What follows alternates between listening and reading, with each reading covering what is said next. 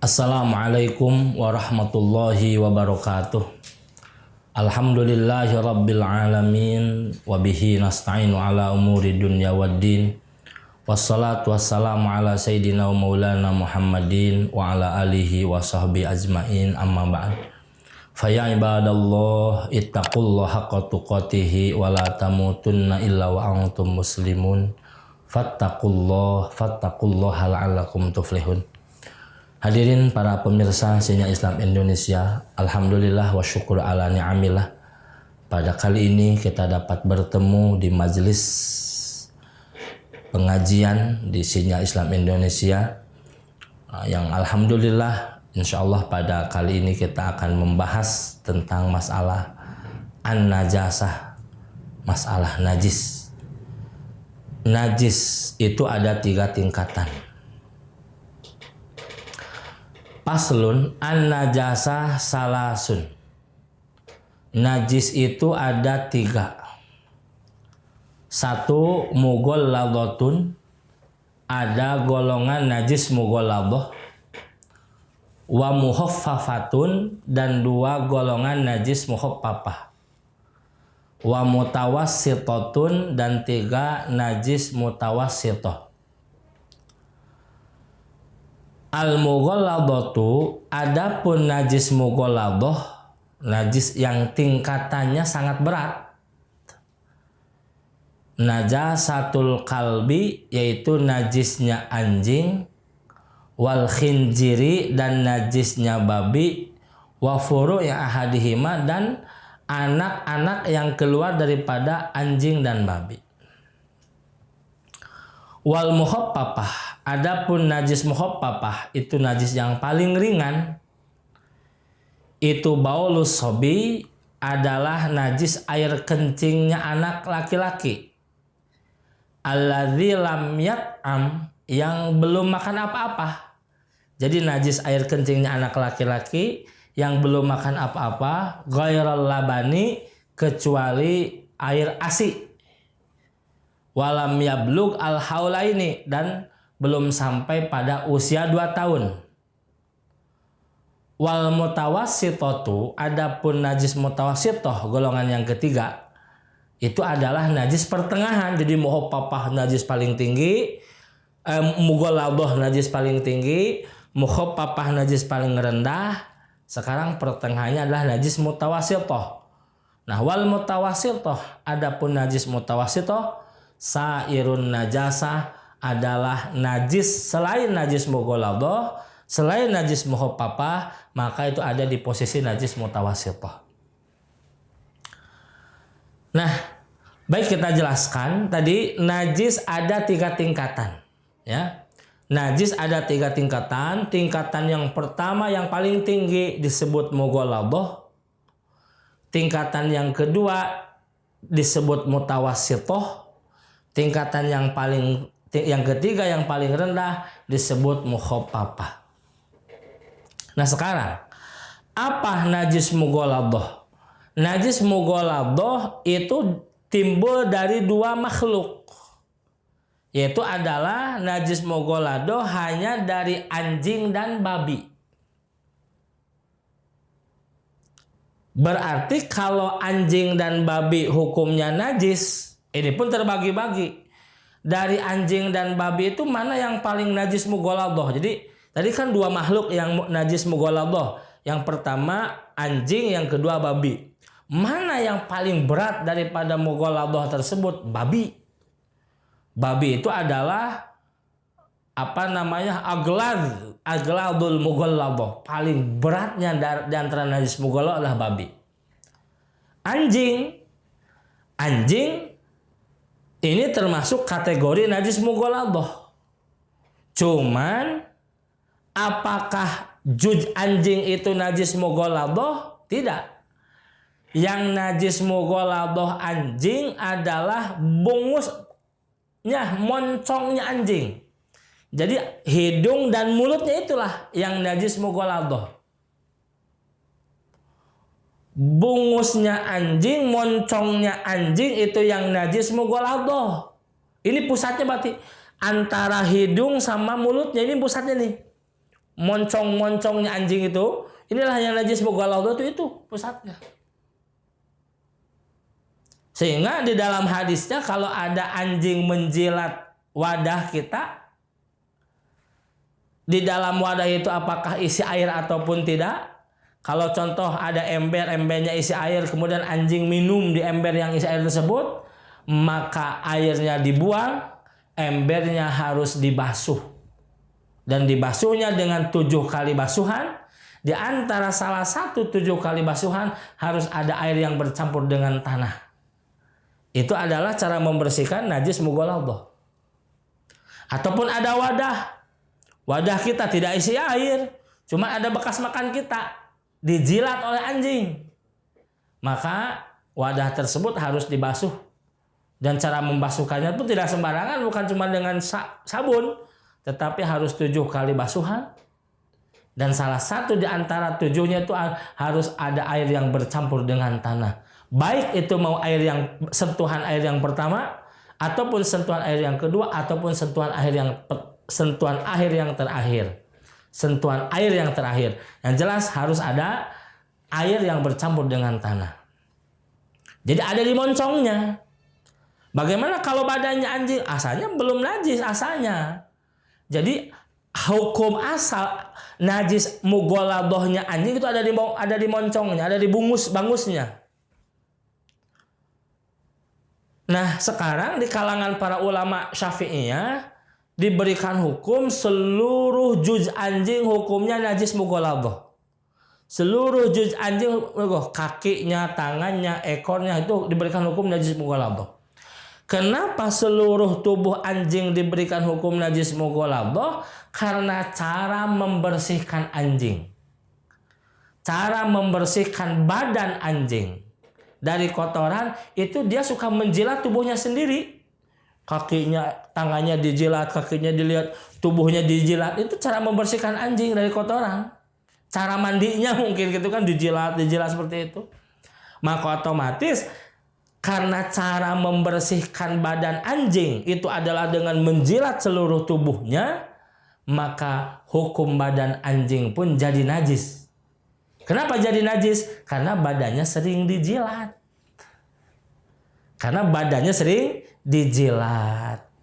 Gitu. Jadi hukum badan anjing najis. Jadi dari pembahasan ini bisa kita simpulkan dari masalah anjing ini. Berarti hukum asal najis mughalladhah anjing ada di bangusnya, ada di moncongnya. Itu antara hidung dan mulut. Hidung dan mulutnya. Itu berdasarkan hukum asal. Sekarang di kalangan ulama Syafi'iyah, di kalangan ulama Syafi'iyah memberikan hukum bahwa seluruh badan anjing itu najis. Elatnya karena cara membersihkan tubuh anjing adalah dengan dijilat oleh lidahnya. Maka dengan jilatan tersebut jadi hukum badan anjing itu najis mughalladhah. Kemudian yang kedua, najis mughalladhah itu adalah babi. Babi termasuk agladul mughalladhah. Paling banget daripada najis mughalladhah adalah babi. Sehingga ittifaq ulama di kalangan para ulama mujtahid, tidak ada yang memberikan hukum tidak mughalladhahnya babi. Seluruh badan babi dari ujung kepala sampai ujung kakinya itu adalah hukumnya najis mughalladhah. Itu babi. Beda dengan anjing, ada ulama di kalangan para ulama mujtahid yang mengatakan anjing itu bukan termasuk najis mughalladhah, kecuali hanya moncongnya, seperti Imam Maliki. Imam Maliki najis mughalladhah anjing adalah hanya bangusnya, moncongnya, tetapi tubuhnya tidak mughalladhah. Itu Imam Maliki. Imam Syafi'i hukum asal moncong, seluruh tubuhnya pun jadi ikut najis mughalladhah karena cara membersihkan anjing dengan dijilat.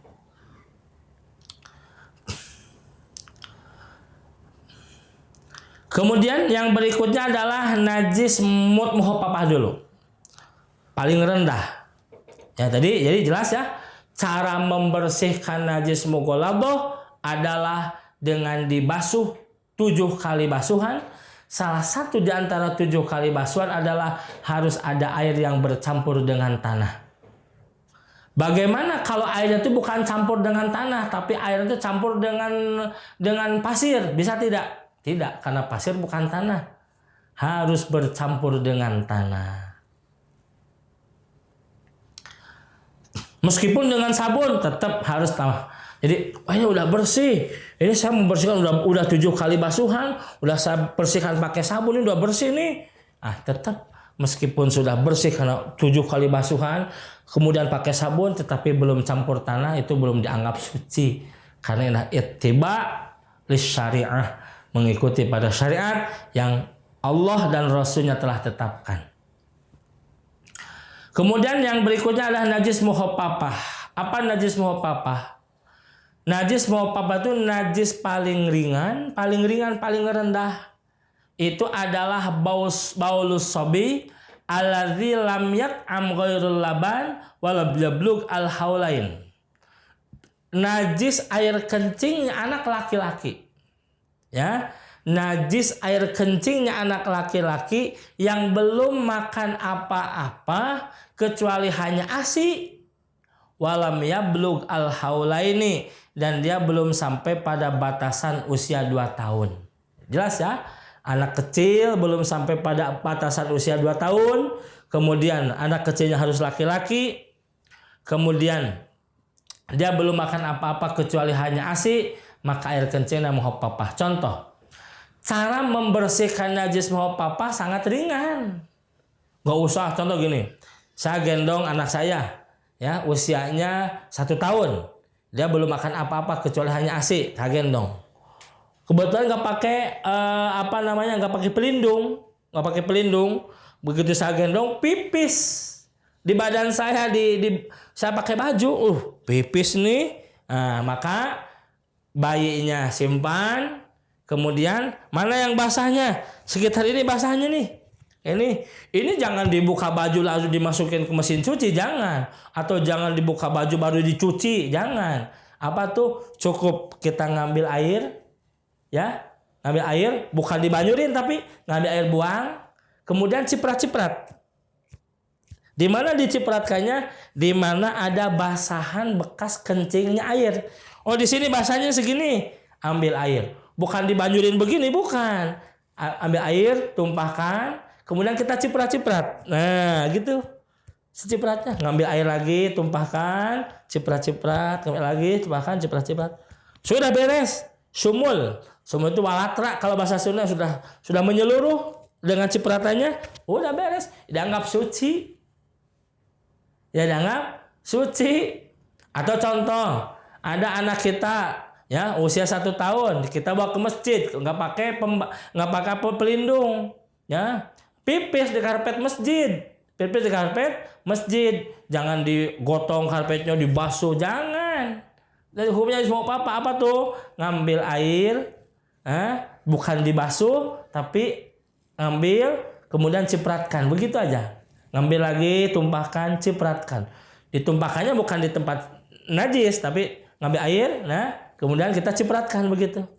Ambil air lagi, cipratkan. Hanya dengan cipratan sajalah. Jangan dibasuh jangan disebor pakai gayung, jangan. Cukup dicipratkan. 3 kali cipratan, asal sumul sudah menyeluruh kepada tempat basahnya air pipis tersebut, itu sudah dianggap suci. Itu cara membersihkan najis muhaffafah.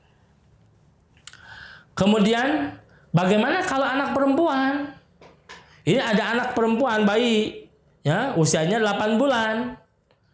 Nah, kalau anak perempuan meskipun dia belum sampai pada usia 2 tahun, anak perempuan belum sampai pada usia 2 tahun, ya contoh 8 bulan, dan dia belum makan apa-apa kecuali hanya ASI, maka hukum air pipisnya anak perempuan itu adalah najis mutawassithah.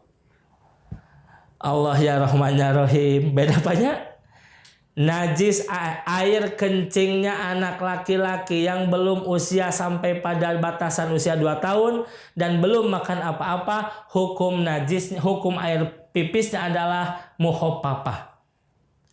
Air kencingnya anak perempuan yang belum sampai pada batasan usia 2 tahun, belum makan apa-apa, hukum air pipisnya adalah najis mutawassithah kalau anak perempuan.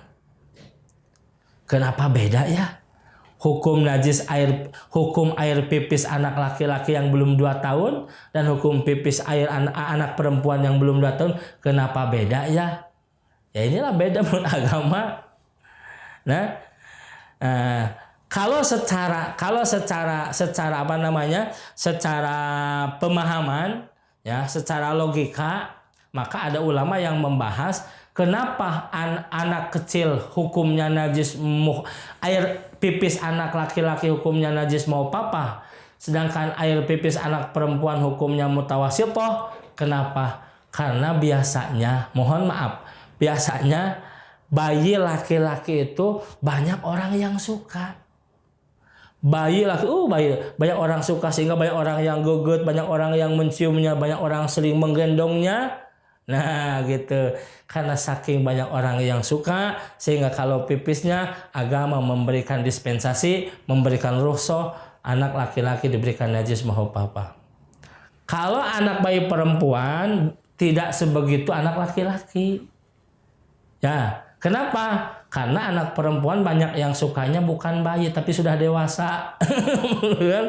Kalau laki-laki mah banyak yang sukanya itu di waktu kecil, sudah dewasa dia bagian menyukai orang lain.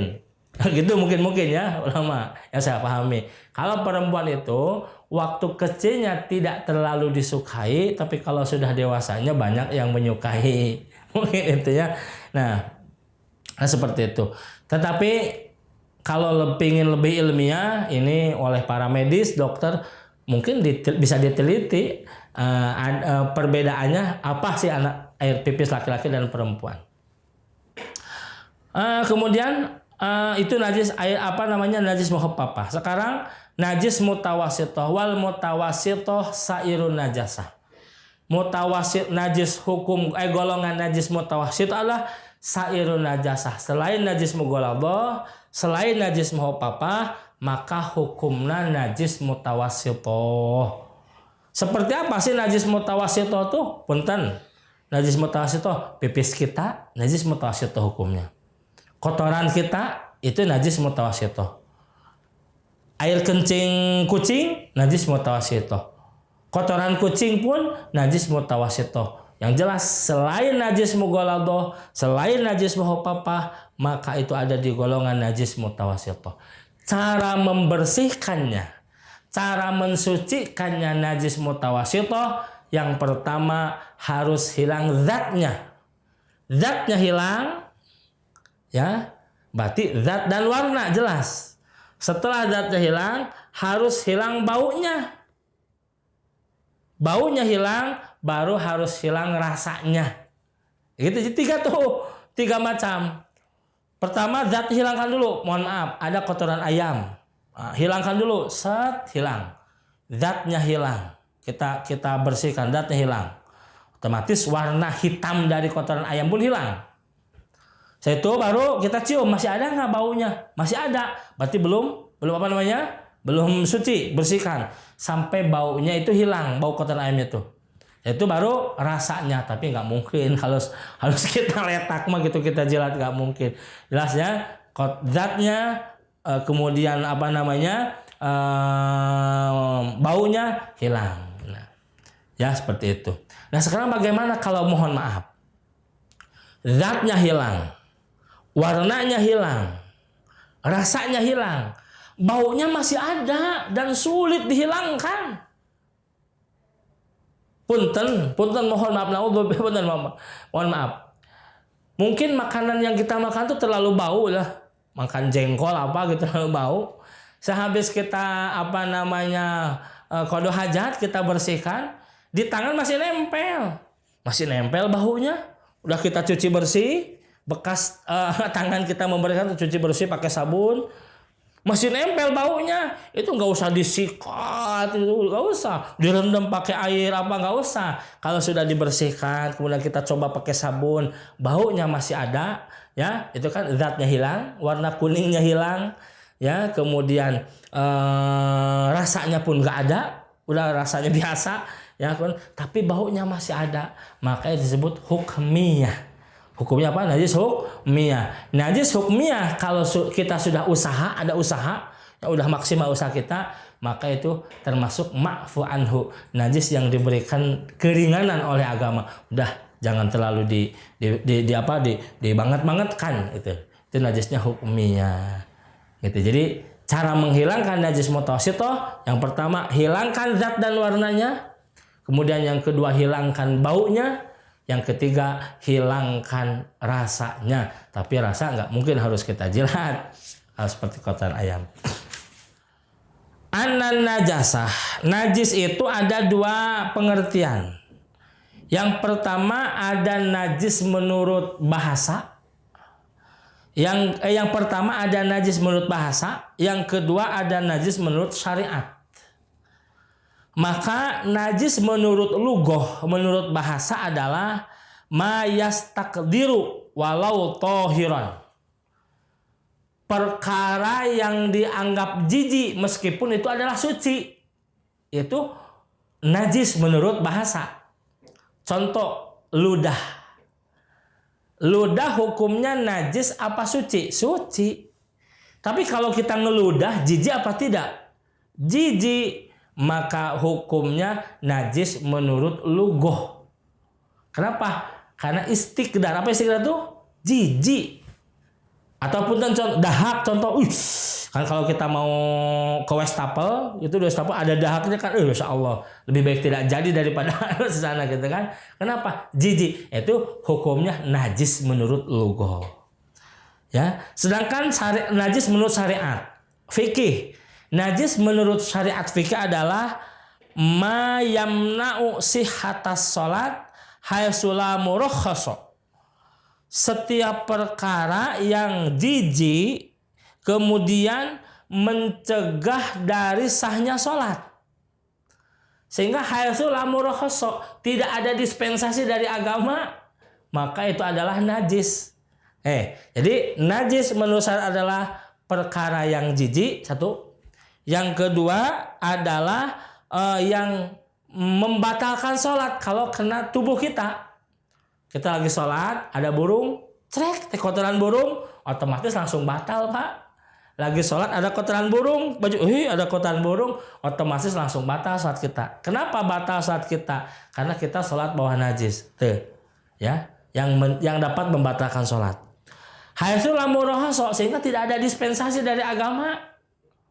Beda kalau kita lagi sholat pakai sarung, nggak pakai celana. Datang angin, ketebak sarung kita, sehingga kelihatan burungnya. Kalau langsung ditutup oleh kita itu nggak batal sholatnya, ya, kecuali kalau kita ngangkat sendiri itu batal sholatnya. Nah ini mah kita lagi sholat, ada kotoran burung, jatuh ke peci kita atau jatuh ke baju kita, langsung otomatis batal sholatnya. Gitu. La murakhasa, karena tidak ada dispensasi dari agama. Itu najis menurut syariat fikih. Oleh karena itu, maka hadirin para pemirsa Islam Indonesia, itulah masalah tentang najis, mughalladhah, mukhaffafah, mutawassithah, dan cara mensucikannya pun sudah saya bahas. Mudah-mudahan ini menjadi menjadi ilmu yang bermanfaat untuk kita. Sehingga kalau kita punya bayi laki-laki pipis, nggak usah diganti baju, cukup diciprati saja. Ya, kalau kita lihat kotoran di masjid, ya, kotoran ayam masjid, maka cara menghilangkannya tadi yang telah saya bahas, ya. Atau ada anjing, najis mughalladhah, maka tadi pun telah kita bahas cara mensucikannya. Mudah-mudahan jadi bermanfaat untuk kita sehingga kita beramal sesuai dengan syariat Allah Subhanahu wa taala.